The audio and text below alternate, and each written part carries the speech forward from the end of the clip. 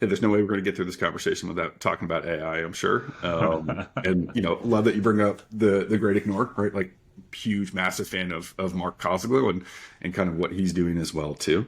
So I think it's one. I am not one of those people that believes like AI is a replacement. I think AI is an assist at the end of the day, and frankly, one of the, frankly, it is the most massive piece of technology that is going to give us all a whole bunch of capabilities that, frankly, we can't even envision right now.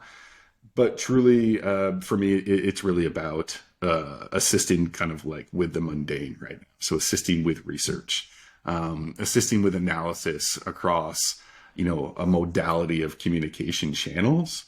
What tends to be, we all wish the sales process like was a very linear thing where it's just, like it used to be way back in the days, like, here's a phone call, here's what my product does, do you want to buy this thing? Great, here's a contract, right? The sales process is not linear.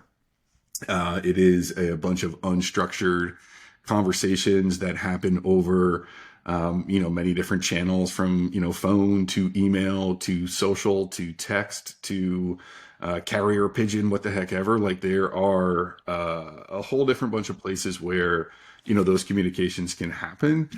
And what I think AI in particular is really good at is looking at all of those unstructured communication channels and bringing them into a structured environment, like a CRM or something along those lines. And then helping the seller at least organize that information at some level, give them some insights or some inferences around that information. But I do really feel like it's still at the responsibility of the seller or the customer facing individual to ingest that information and kind of make their own conclusions. I think you should trust but verify. I think with AI is what I would think with a lot there. So, utilizing AI to, again, always going back to what is the most important thing is really understanding the persona and the individual person that we're trying to help and that we're trying to give our product or services to, and understanding